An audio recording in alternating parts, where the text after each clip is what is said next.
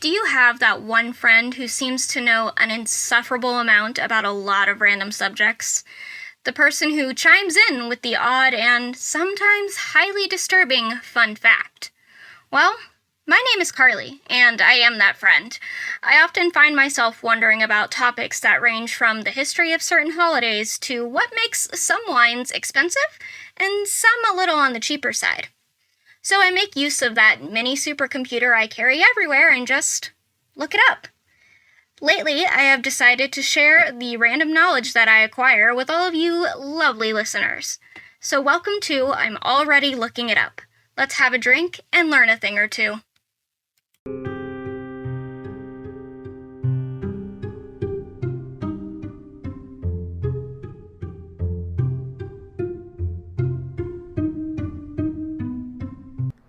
Hello, and welcome to I Am Already Looking It Up, the podcast where I, your host, research a random topic and tell you, my lovely listeners, all about it. So without further ado, let's get started. Alright, so right at the top of this episode, I do want to mention the fact that I am so far behind on episodes. In fact, today is October 29th, and I am recording all of these episodes that I need to catch up on, and then some, hopefully. But I've missed the entirety of October, spooky month, my favorite month. Not just because it's my birthday month, but also because I love the spooky things. So I just want to apologize for being so far behind, and so just, I don't know where these topics are going. It's going to be interesting to see how much I get done today. So, today's topic, we're going to discuss a little debate that I had with my friend years ago, as where most of my topics do tend to come from. So, when I was talking to one of my friends about possibly doing this podcast and just picking random topics and thinking about what I could talk about, because I can talk about a lot of things for a long time. I think we have established that. This is episode 27.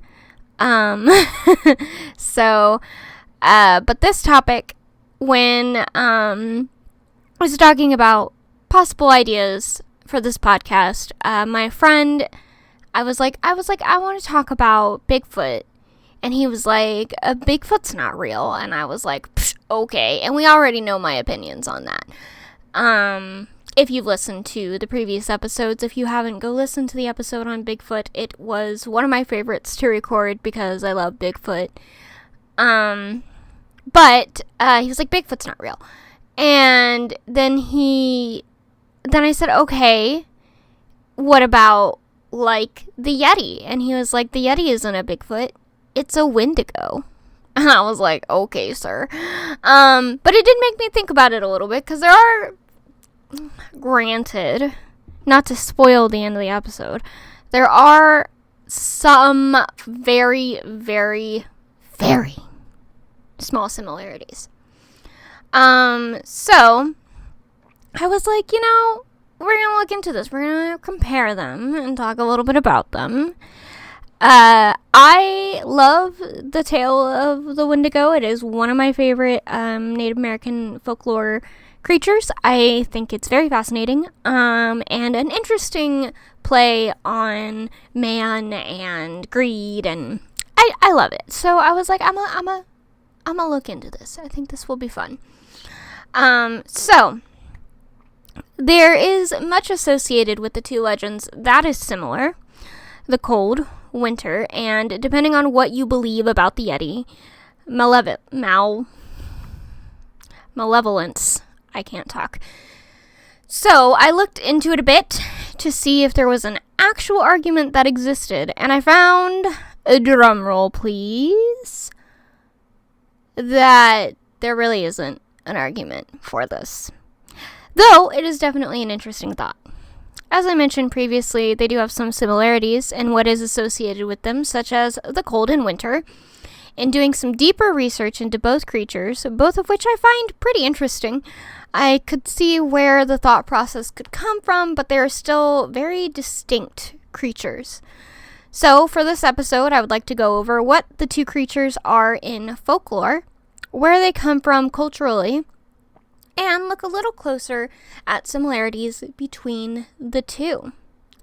So, short little coffee sip here.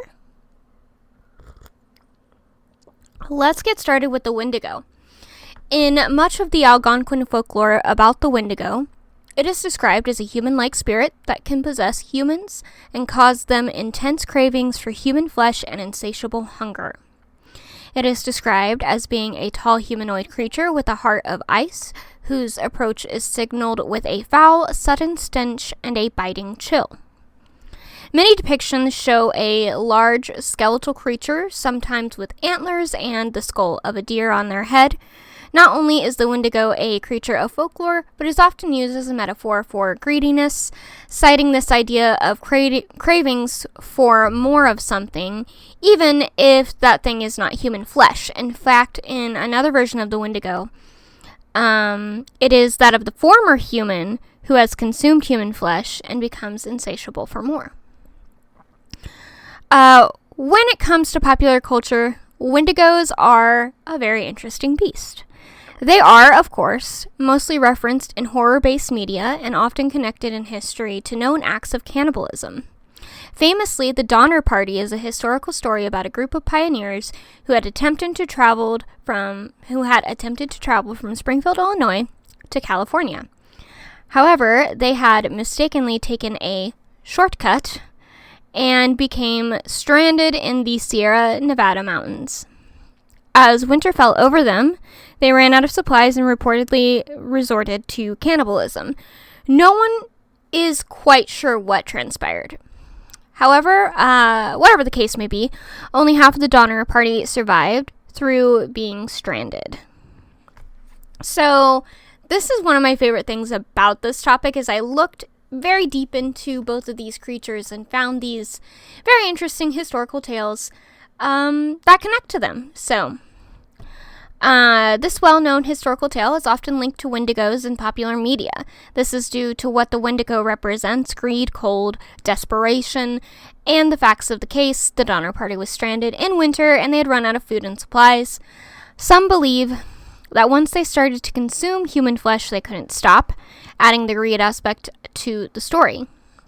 Wendigos are also referenced in popular culture, such as shows like Supernatural, Hannibal, and Over the Garden Wall, or in movies such as The Lone Ranger, Wendigo, The Last Winter, and Devil in the Dark.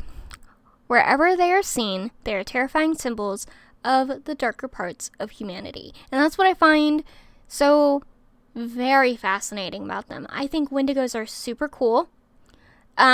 Stories. I think they're cool stories. I don't know if they're real. I know.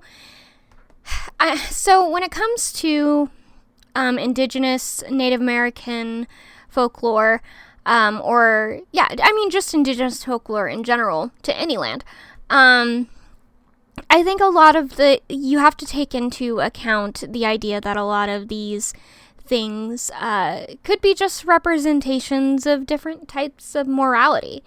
It's like looking at grim fairy tales. I don't know that we've ever looked at grim fairy tales and been like, no, that's real. That's a thing that happened.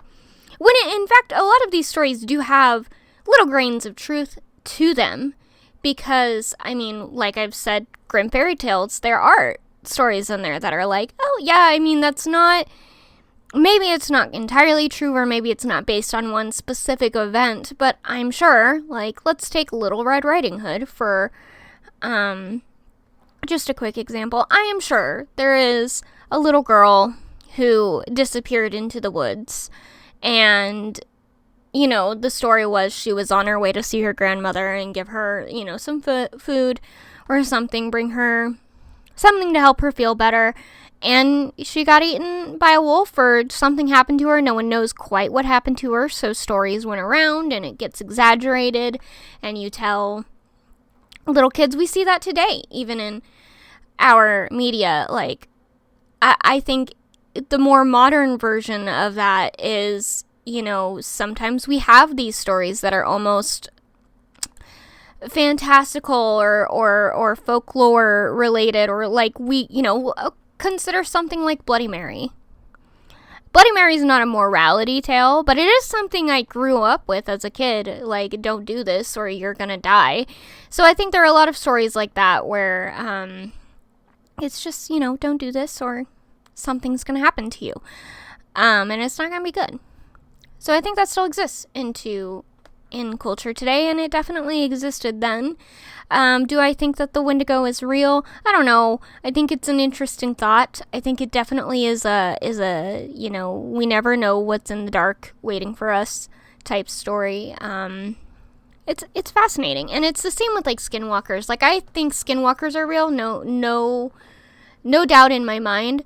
But I also think there are stories of them that are more for just morality and trying to instill in people this idea of, like, if you're a bad person, bad things will happen. Or if you're a bad person, you're going to become evil and do bad things. And that's just as terrible.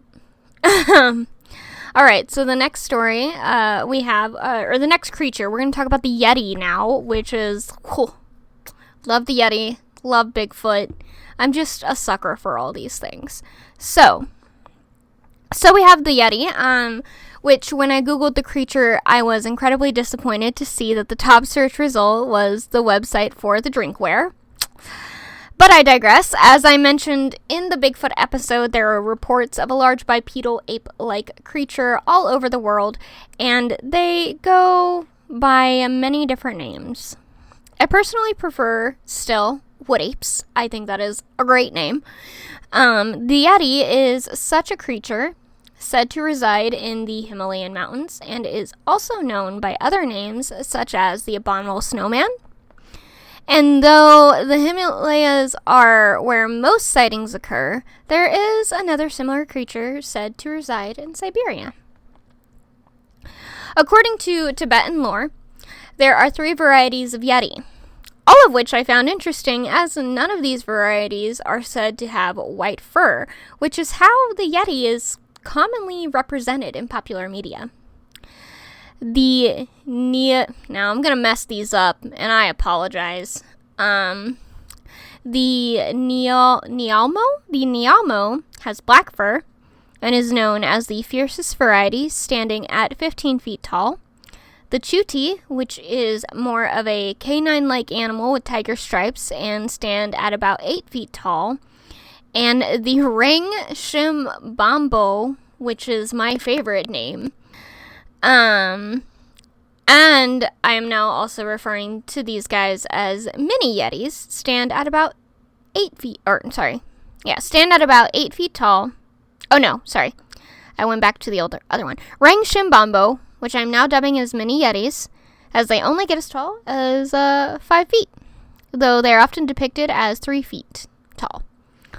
Like Bigfoot, there are many versions of the Yeti, though sightings of them are mostly confined to Nepal. And again, much like Bigfoot, sightings of the Yetis span throughout history and go all the way into the 21st century. But since I mentioned the Donner Party when talking about the Wendigo, I would like to mention another historical incident that some attribute to the Yeti. Though, when you look at the evidence, it is unlikely that this is the case. Still, it is an interesting historical story, nonetheless, and has been mentioned in countless podcasts about supernatural or strange events. And this is the tale of the Dyatlov Pass incident. I'm only going to provide a quick overview of the case and how it relates to the Yeti, but maybe in a future episode this would be an interesting topic to take a deeper dive into. I don't know. I do also love this. This is a great. It's very scary and real. This one is very real. So I'm gonna take a sip of my coffee again. All right. The Dyatlov Pass incident is a Russian mystery that took place during the Cold War. In 1959, 9 students went hiking in the Ural Mountains. and they never returned home. Weeks after they were due to return, a rescue party was sent out to search for the students, and their bodies were found nearly a mile from their campsite, partially clothed and shoeless. 3 of the students had injuries that indicated some sort of physical confrontation. One of the hikers was actually missing her tongue, eyes, part of her lips, facial tissue, and a part of her skull bone. While the condition the bodies were found in is strange and defies most logical explanations, the campsite was also found to be left in an odd way. One main detail being that the tent was cut open from the inside. Ooh, the call is coming from inside the house. As I mentioned, this is a mystery due to the fact that no one really knows how or why the students met their end. There are some theories, such as hypothermia or an avalanche, that almost make sense, but then they don't account for the evidence at the scene.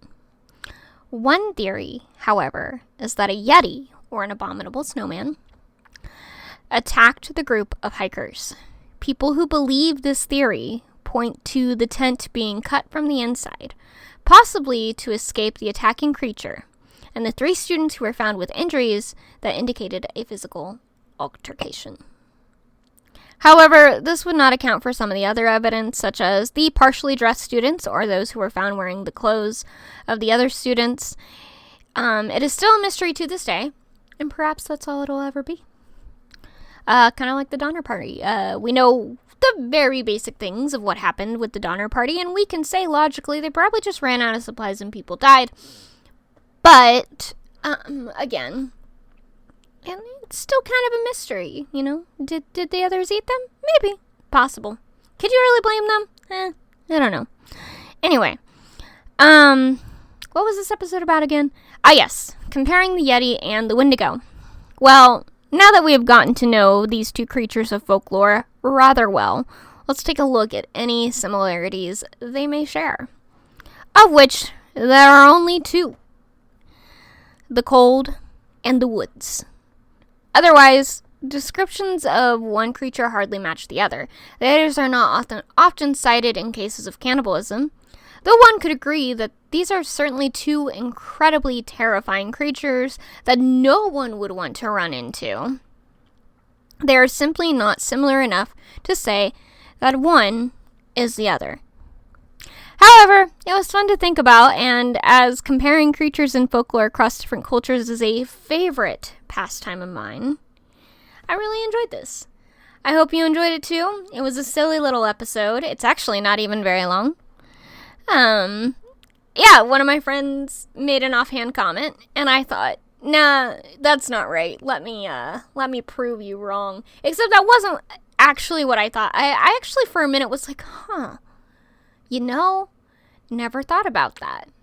And that's what most of this show is. I do find it an interesting argument because, again, you have the cold and the fact that they are commonly creatures you see in the woods. But, I don't know about it being, them being the same creature. Kind of cool, though. Kind of fun. Love it. I also think someday I ought to look into, I guess, the different names of the Yetis and the Bigfoots and the Wood Apes and whatever you want to call them come from different things culturally, but it is fascinating to see that there are so many. I think I would like to definitely go around the world and see if I can find almost every, Bigfoot type creature and talk about it. Maybe a future episode. I definitely do want to do an episode on Native American folklore and indigenous tales of, and you know what? Honestly, most of these are pretty indigenous. Like, Yeti is kind of an indigenous tale. I won't lie. But Native American indigenous tales about different things, because the Wendigo is one that fascinates me. I also think skinwalkers are really fascinating. I just find so many of these tales kind of cool to be, even if they're not real, the things we come up with in our imaginations, it's, especially out of fear. It's cool. It's interesting. Anyway, again, I hope you enjoyed this silly episode. came about because a friend made an offhand comment in a group chat one day, and it was really fun to research and write about. I won't lie. I know it's a short episode. It hardly makes up for how much I've missed, but it was fun. And that's the point of this podcast, is just me rambling about ridiculous things that you don't need to know the details of. But it's fun. It's fun. And I think that's where we'll leave it for today. Thank you for taking the time to listen. And if you enjoyed the show, please like and subscribe and share. It really helps me out. And, I've got a Patreon that I need to update still. I've got, you can check me out on Tumblr. I've got a Twitter. I've got all the things. Just look for me at Empress Wild or at Wild Forest Productions. But yeah, that's where we'll end it. Thanks again, and I'll see you next time. Bye-bye.